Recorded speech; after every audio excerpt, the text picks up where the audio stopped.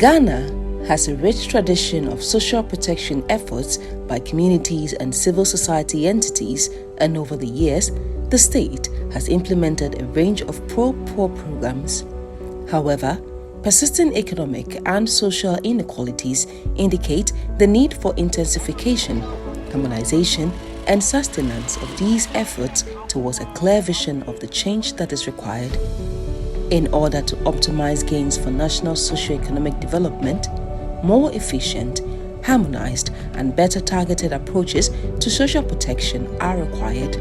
Our main purpose here as civil society organizations is to understand the concepts, understand the significance, the need, why we need to appreciate and support social protection, so that in as much as we are thinking of infrastructure, we are thinking of year of roads, we are thinking of building hospitals, building schools, we are thinking of improving market centers, we will also improve the quality of life of the citizen, especially those within the extreme poor bracket.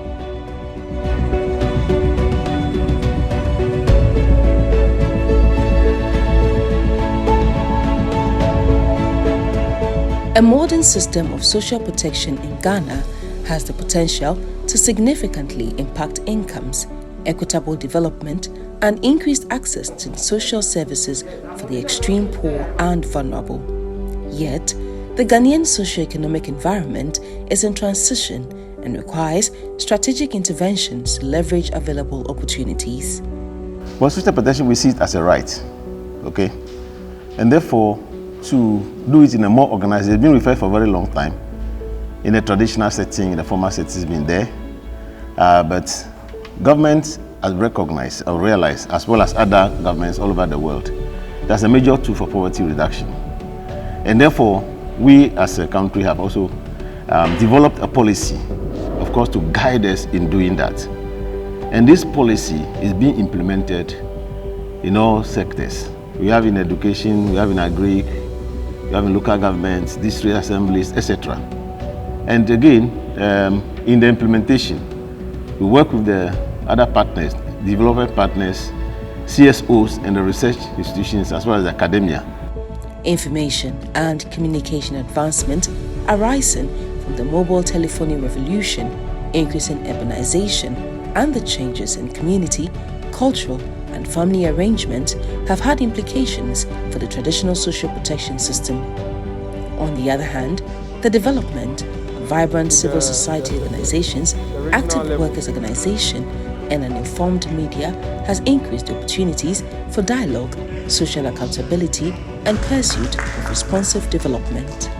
I think it was very relevant that we share a story like what we did, because what we are trying to do with this learning event is to be able to let all the CSO organizations that are attending understand the various ways in which they can work with the media. And the video I shared was a video on the LEAP program that we had produced out of a partnership that we had at Joy News with UNICEF in 2016. And so it was shared just to demonstrate to them that these are some of the products that you can get out of a successful partnership with a particular media house. Stronger emphasis on social protection has, however, been associated with an increase in the number of activities, projects, and programs related to social protection, which leads to duplications and fragmentation of the social protection system. Therefore, developing a consistent and agreed upon definition of social protection is essential, as different stakeholders are currently still working with different understandings of which programs are social protection programs. The CSOs, they work in the districts and in the communities. Okay, at the district level, they definitely need the cooperation and support of the district assemblies. Now, the local government sector, ministry, for that matter, local government service, the Office of the Head of Local Government Service is the one responsible for managing issues at the district and community levels. And therefore, if CSOs in such meetings like this, where they're trying to craft out what they want to do and how they want to work in the various districts, it's just time to reason that they involve the local government service in this planning. Once they are involved, then they can also create the enabling environment for them in the district assemblies. In order to target the right beneficiaries of the various social protection programs will heavily depend on civil society groups. There is widespread agreement on the vital role that CSOs can play in influencing policies and practices to make them pro-poor, and Send Ghana is one such CSO which has recognized the need to understand policy processes better and use evidence to engage in more effective dialogues. I believe this is one of the best opportunities, apart from the socialization, interaction, and the rapport that we have established. I believe that sharing of information is now going to be key in our day-to-day activity. Send Ghana has on several occasions engaged successfully in the policy processes of government and of international institutions to enable them generate high-quality, practically relevant research or have access to such research. They also access and participate in policy networks and communicate their concerns in an effective and credible manner. This is evident in their 3-day learning event.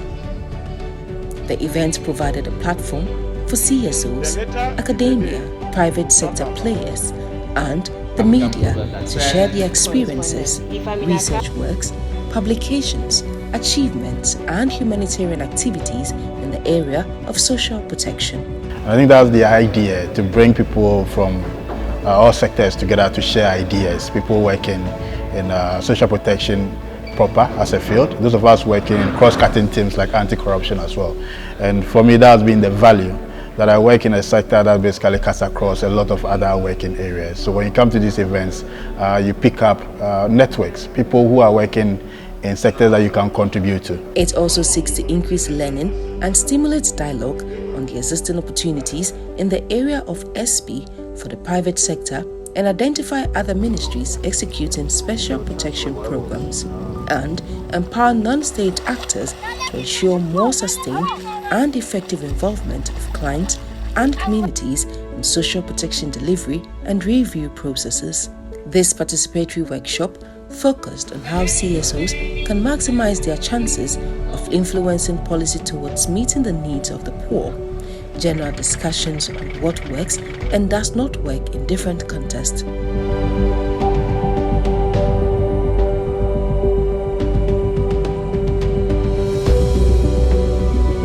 Discussions were engaging. The issues that we were discussing also brought up so many angles that we as CSOs have not even had the opportunity to look at it from. The presentations that were given by those from academia has really incited another level of conversation as to whether the monies that we are pumping into our social protection programs are actually yielding the benefit or the desired benefit that we want them to yield. Stakeholders also discussed how engagement can be more effective in influencing pro-poor policy. Send Ghana and its partners, for instance, have documented key issues on social protection delivery in Ghana that will interest Ghanaians ahead of the 2020 general elections. The report, titled Towards a More Equal Society, the Citizens' Manifesto on Social Protection Programs and Policies 2020, captures issues on the key social protection programs being implemented in Ghana. I want to thank the whole SEND team for the teamwork that we have exhibited in actually organizing this program. I believe that such teamwork is what defines SEND, and as we continue to do our advocacy, I would like to entreat all partners that let's come together as we have done for the learning event and collaborate more in other projects so that social protection programs can have the desired results that we all want to see. It was also important for SEND to partner the media, who represents the fourth estate of the realm, to champion the cause for improved social protection delivery in Ghana through their platforms, which serves as a source of information for the entire citizenry. The success of SEND Ghana's efforts in improving social protection delivery in Ghana can be done through effective communication of the issues highlighted in our Citizens Manifesto through articles and stories to garner public attention. We all know that CSOs are doing very well when it comes to conducting research, visiting deprived communities in order to ascertain the situation as far as social protection issues are concerned. Unfortunately, some of these issues are not known because they are not being channeled through the appropriate media. This is where the media is needed to highlight some of these issues for government to be aware and then address most of the challenges. SEND Ghana's storytelling project with Ghanaian editors also fall under the Citizens Manifesto on Social Protection Programs and Policies project, being implemented in partnership with UNICEF. This project enables the media to tell the human interest part of the various social protection policies.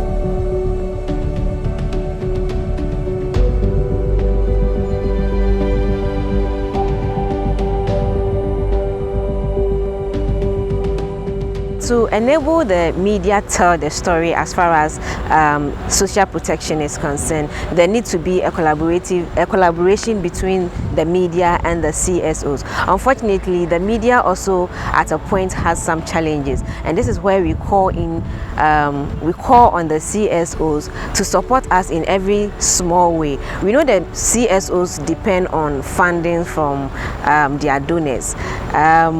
We also know it is sometimes difficult to justify what they use some of the monies for, but in their little way, there should be a way out in highlighting social protection issues in the country. CSOs are a very crucial part of our national life as a country. A lot of them touch on issues that are the bread and butter issues that we as journalists are always talking about. And so we really need to find synergies in between our work. We need to continuously build platforms where we are engaging, we're exchanging ideas, and then we are working together to ensure that we are meeting them halfway and they are also meeting us halfway. And together we are producing the CSO content and then the journalism that would help better the lives of people. The platform engages in advocacy work at all governance levels to enhance the participation of CSOs in the formulation and implementation of social protection policies and programs to promote its vision of the way forward for social protection in Ghana. A small organization like SEND Ghana, I don't have to go to the field. We have a web-based M&E system, and if I don't want to approve your project, I will just go there and see whether you are reporting on your activities.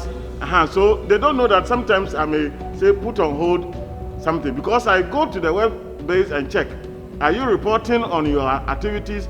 The money that you took, have you reported back to account? Why can't a whole government institution employ some of these smart management tools and save us money? SEND Ghana acknowledged the support of 3 CSO platforms: the Sustainable Development Goals Sub-Platform, Goal 10, the Social Accountability Forum, and the Civil Society Platform for Social Protection for their contribution towards the project and entire process. It is as a result of such partnership that the voice of the grassroots is heard by policymakers. Our sincerest thanks also goes to the participants from all the regions that hosted the dialogue series. The concerns and demands discussed made the process fruitful.